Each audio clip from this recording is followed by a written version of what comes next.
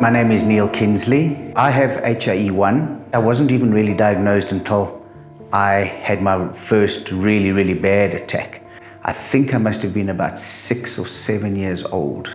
And somebody did a handstand in front of me and they kicked me underneath my jaw. And I felt my whole face starting to swell. And I remember driving home on the bus, and I remember everybody else, and I think there was a teacher on the bus, and they were looking at me because my face and my lips had swelled up so badly. And that was the very first time. And from that time, I started to get more regular things, but they were fairly mild. And then I started to get stomach swells. I didn't know there were stomach swells, but probably at least once a week. I inherited it from my dad, who inherited it from his mom, my gran. So we didn't know what that was at the time. But thinking back now and thinking about my gran, I can remember her swelling. I have twins, a boy and a girl. My daughter has it, but my son doesn't have it. I think for my daughter, hopefully it will be slightly easier because I'll be there to guide her. Nobody was there to guide us. I've only really ever had one really bad attack where I landed up in ICU for 3 or 4 days. It's taken me a really long time to figure out what triggers mine. And I think everybody has different triggers, and you have to learn what feeds your disease. For me, it's stress and anxiety, but it's not necessarily an increase of stress and anxiety. For me, it's a decrease. I have to be careful that I don't de-stress too much, too quickly.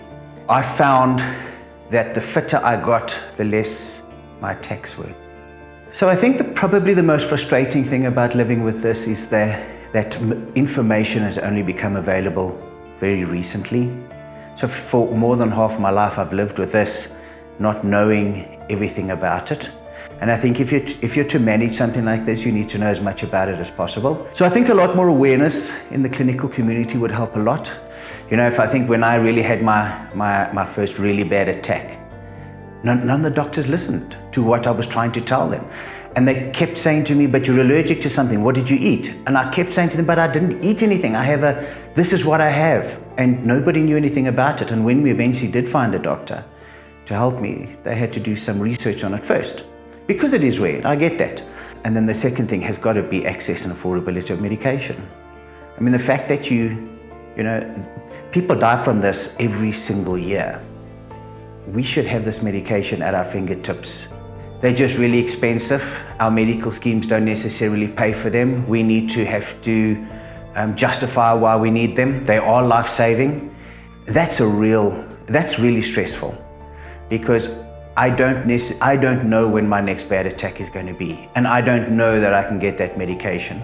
Probably the best benefit about having a support group is that for the first time in my life, I've actually met people that have the same disease than I did.